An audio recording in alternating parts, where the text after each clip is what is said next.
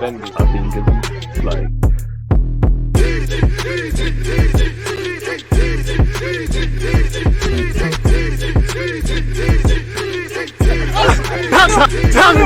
People deluded, I'm back again. Come on, Ian, bro. Come on. People deluded, I'm back again. Appreciative for you lot tuning in, people. Welcome back to another latest news show and all of those things. As you can see in front of me, in fact, before that, smash the like button and all of those things.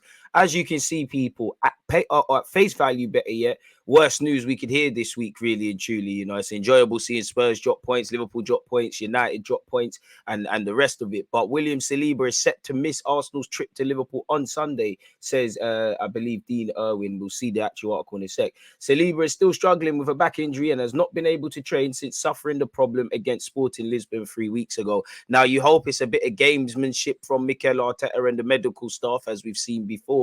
You know, and in the best case scenario, we see that Saliba is in the starting lineup. Injuries happen. We're going to have to get on with it. We're going to have to give faith to the players, and we're still going to have to do a job. You know, we've coped with some injuries before.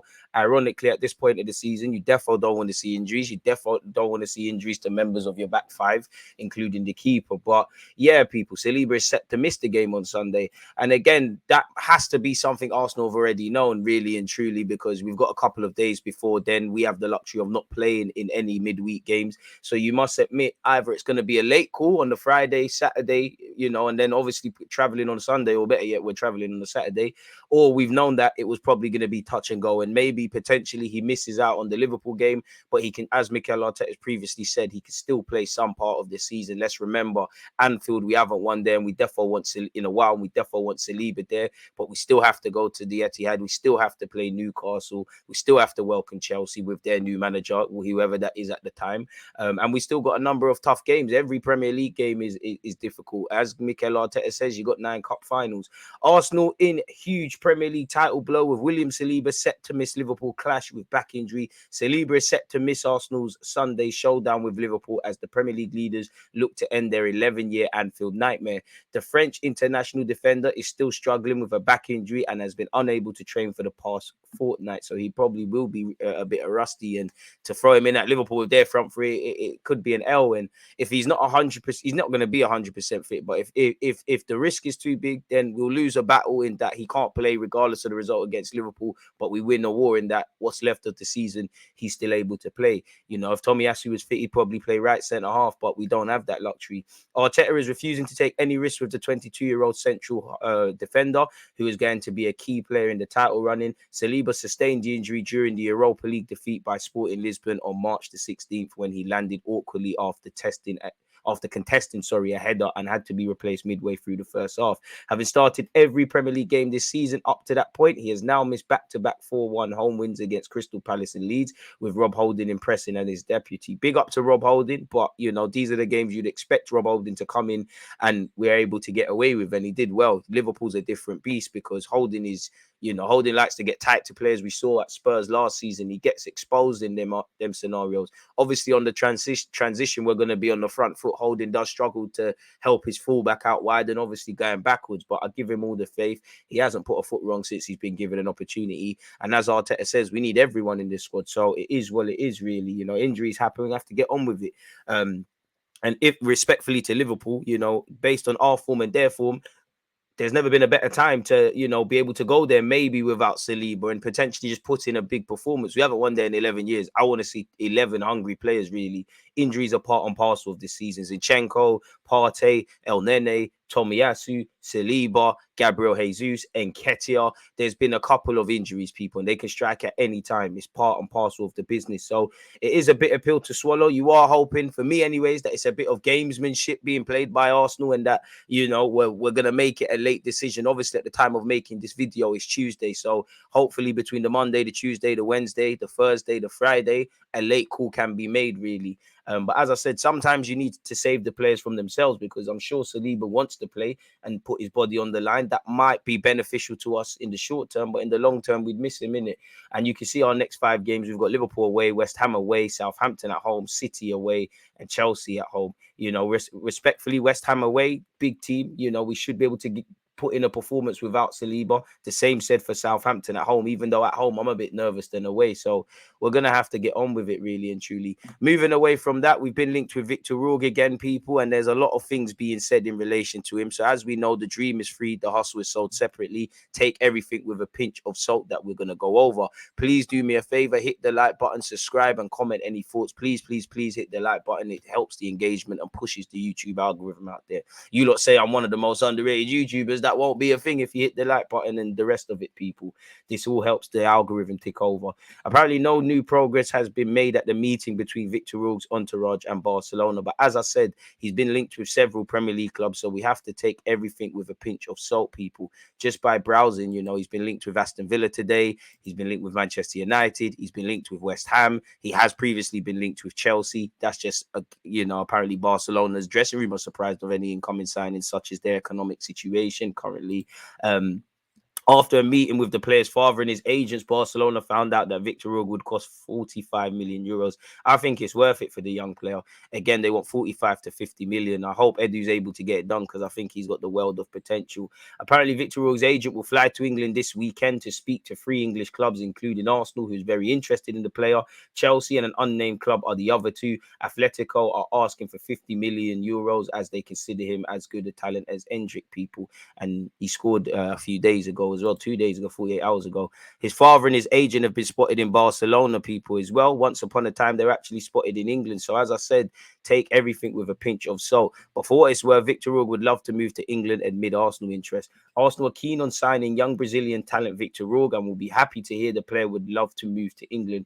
Despite reports in the last few weeks suggesting Barcelona might hold the aces when it comes to signing Rogue, fresh claims from South America now suggest things are quite different. That could be because of Barcelona's financial situation, because of the riches of the Premier League. It could be a bit of gamesmanship because there's equal reports that say his number one priority is to sign to Barcelona. This could be pushing Barcelona to get a deal over the line. While their financial situation looks a bit foggy, as you know, Barcelona are able to manipulate these things.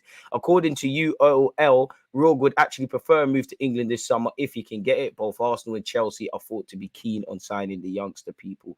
Wealth of potential. I could see why he would sign it. Currently, he can play out wide. I think you groom him into playing the role he's got here, the number 9 shirt, people. I think he's a quality player with a great future ahead of him. In relation to Tavares, no decision has been made on Nuno Tavares yet. It'll be discussed in May/June with his agents, obviously when the season is done. We've been relinked with Yuri Telemans. Some reports yesterday said his wage demands were putting off Arsenal, but for what it's worth, Arsenal hold talks over Yuri Telemans' transfer with Leicester start available on a free when deal runs out in the summer. Arsenal have held talks with Yuri Telemans' reps ahead of a possible summer move from Leicester, according to reports. As we know, the 25-year-old has long been on the Gunners' radar, and with his contract expiring, with them seeing Brendan Rodgers go, I'm sure he doesn't really want to be there for the wage demand for the rebuild. But his wage demands could be causing an issue. According to Team Talk, Arsenal have already spoken to Telemans' camp about a possible North London switch, but the Belgium's wage demands could scupper the deal. It claims that Telemans and co are hoping for a contract that would put him among Arsenal's top earners. I hear that, Telemans, and at 25, if you could sign for Arsenal and show your wealth, why not? And with being a free agent, you know you're even more in a strong position to get decent money. You know, again, at 25, you're in your peak, earn what you can. But what I would say, for all your talent, and you've been on the scene for a while, Arsenal have known about you since 16, 17 when we were in the Champions League and we played against you when you was lining up in midfield for Anderlecht, the top earners, you know. Again, you would get an improved deal, but are you on par with Partey, Saka, Martinelli, Saliba in terms of importance to this team? I'm not too sure. At 25, he probably will be in a scenario to get 100 odd grand a week, but I'm not too sure if he wants to be near the top earners. He also has interest from Newcastle, which is an exciting project, and I don't think players should think twice about signing for Newcastle. Liverpool, again, any midfielder, it looks, I would back your chances, whether you're Bellingham, whether you're Declan Rice. All the teams seem to be linked with the same guys. Liverpool seem the most in need of a midfield rebuild, and it seems like, you know, there's less competition, really. So that could be an opportunity. Obviously, they're a big club as well. Again, everybody's interested. Interest has things like that. Apparently, neither side would be eager to match his current wage demands unless his price goes down. Telemans, apologies, could leave the Prem this summer. In addition to Arsenal, Newcastle, and Liverpool, he has received interest from Italy and Spain, people. So he'll leave with his head held high. You know, FA Cup winner, and that Harry Kane ain't got no trophies. But but he could earn a good acting gig if you saw what happened with Decore, even though that was a red yesterday. So we'll have to see. Yesterday, we were linked with Dominic Calvert-Lewin. I don't know what to make of that, people. In terms of Milinkovic-Savic, midfielder would gladly accept Arsenal transfer to Arsenal in the summer. Worry Gunners will only offer 20 to 25 million. Obviously, Milinkovic-Savic's contract is running down. Despite a flurry of rumours around the January transfer window, talk of Arsenal being interested in Sergio Milinkovic-Savic has died down a bit of late. That was until an Italian publication on Thursday published a big article on the Serbian international's future and where the situation currently stands at Lazio. Arsenal fans will be solely aware that the Serbian has a contract in Italy until 2024. The upcoming transfer window could be the last time the Serie A side get to make some money from a sale. They know this, his agent knows this, and the player also knows this, wanting to give Lazio a goodbye present by putting money in the coffers from a transfer. The problem is that interested clubs like Arsenal might be reluctant to spend big when they know he could arrive on a free a year later. And despite Kesman, who is his agent's pledge to bring the president offers of 40 million euros, that might never happen. Apparently, the article went on to explain that the risk is that clubs interested in the Premier League will eventually present offers of 20 to 25 million. At most, they'll go up to 30 million euros. Claudio Lotito would not want to accept those, at least at the beginning, and that's why there's a bit of worry setting in. Despite rejecting Arsenal last summer, it said the player would gladly accept a move to the Gunners this time around, seeing as their situation has changed drastically, since last season. Either way, if the Gunners offer 40 million, he's theirs, but it all depends on their willingness to do so. And if we did bid for him last summer, then we know of his talents and things, but it seems the Lavias, the Caicedos, the Declan Rices, these are not going to be cheap additions, and it seems like they're the ones that we want to go for. Maybe we'll circle back on him. Again, you never know. Jorginho might leave a Premier League winner if we were to win the Premier, say, I want to go back to Italy, but he probably will be here next year. You've got El Nene, you've got Partey, who 2025 probably needs to sign a new deal. Granit Xhaka is in talks for a new deal, so we've got a congested midfield in it. So I don't know if they'll go for Telemans or Milinkovic-Savic unless they play a good game of chicken with Lazio and eventually they accept whatever offer, because you're going to have to give him an important contract and things like that, or unless a player leaves. But for what it's worth, Milinkovic-Savic would be a welcome addition at the Emirates for me. We've also once again been linked with Ansu Fati, who is increasingly likely to leave Barcelona this summer. He has found himself on the peripherals, despite the fact of everyone at Barca preaching patience to him. He's been in the starting lineup in the league just 37% of the time and is featured in just 42% of the available minutes to boot. So once again, we've been linked with him, people. Apparently, this is said. I think that Ansu Fati is always more outside of Barcelona than inside. It's clear that Barcelona this summer will have to make some operation with a footballer in their squad to bring in money. Fati is the favorite to leave, especially if they want to bring in Victor Rogue. The Ansu Fatis of this world, the Ferran Torreses, maybe some other players, people.